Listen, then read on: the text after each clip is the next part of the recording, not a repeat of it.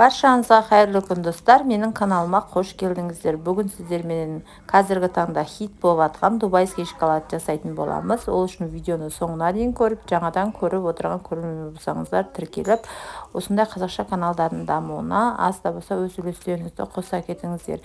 Видеоны менімен бірге соңына дейін көруді өтінемін. Міне өздеріңіз көріп тұрғандай өте керемет болып шықты. Және де жасалу жолы өте оңай. Бірге жасап көрейік. Олай болса бастайық. Бисмиллахир-рахманир-рахим деп бірінші ең алдыменен 90 грамм ұн және де кукурузный крахмалдан 50 грамм қосатын боламыз. Официанияда қанша мөлшерде қанша кеткенін бәрін жаза кетемін, сол жерден көрсеңіздер болады. Менің каналымда алғаш рет көріп отырған көрермен болсаңыздар, тіркеліп алуды ұмытпаңыздар және де видео бөліміне өтіп, осындай пайдалы видеоларымды көрсеңіздер болады.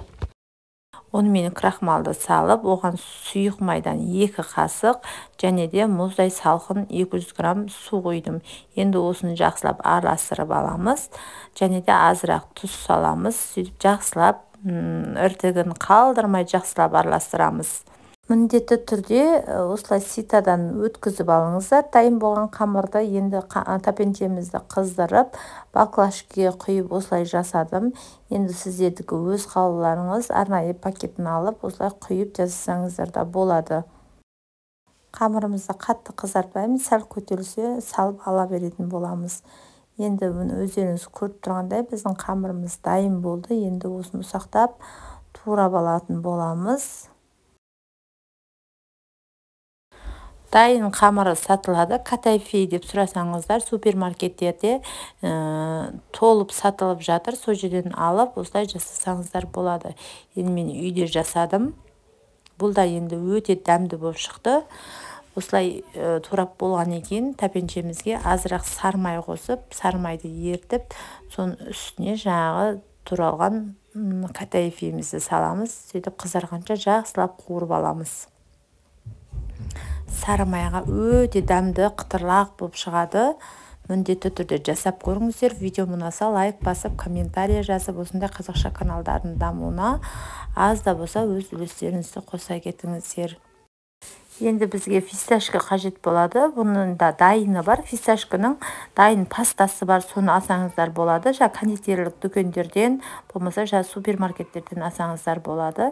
Осылай барлығын ашып болған екен, осылай майдалап бөлімдерден өткіземіз. Енді ерінсеңіздер, пасын алсаңыздар болады. Дайынын болмаса ерінбей осылай жасап, ұсақтап, турап, табиғи өз қолдарыңыздан жасайым десеңіздер, осылай алып жасасаңыздар болады. Міне өздеріңіз көріп тұрғандай, міне барлығын жақсылап қатты езілгенше осылай өткізіп аламыз. Енді осыны үлкендеу кеңдеу ыдысқа осы фисташкамызды және де жаңағы катайфейімізді бәрін жақсылап араластырамыз. Қуырылған катайфейімізді осы қып-қызыл қуырдым. Өздеріңіз көріп тұрғандай, енді осыны жақсылап араластырамыз. Бұның ішіне дәмі тәттілеу болсын десеңіздер, өздеріңіздің қалауларыңызша изгишонка 3 қасық қостым. Енді бұл өз қалауларыңыз бойынша қоспасаңыздар да болады. Тәттілеу әдем болсын десеңіздер, осылай изгишонканы қосып жіберсеңіздер болады. Мұны өздеріңіз көріп тұрғандай өте керемет болды. Енді жинақтайтын боламыз.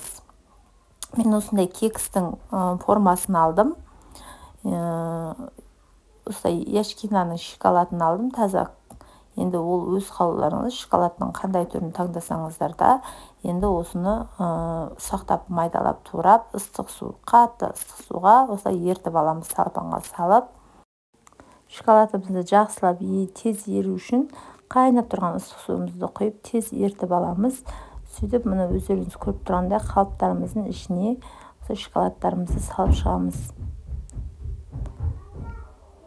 Барлығына бірдей қылып салып шығамыз және қасықпен жақсылап жан-жағына жағып, әдемілеп морозилькке салып қоямыз. Болмаса холодильникке жарты сағатқа, морозилькке 10-15 минутқа салып алсаңыздар болады.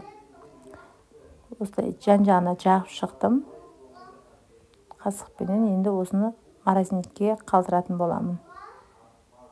Міне морозиліктен алдым. Енді ішіне дайындалған салмаларын саламыз. қатты нығыздап салыңыздар. Сонда үстінен басып сонда қатқан кезде әдемі болып қататын болады.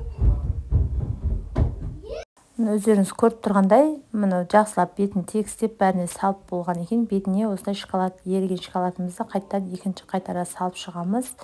Сөйтіп холодильникке қалдыратын боламыз. Холодильникте мұны қатып шықты. 1 сағат көлемінде дайын болды. Өте дәмді болып шықты. Сіздер де жасап көріңіздер. Видеом ұнаса лайк басып, комментарий жазып, тіркеліп алуды ұмытпаңыздар. Және де менің каналымда видео бөліміне өтсеңіздер, осындай керемет видеолар бар.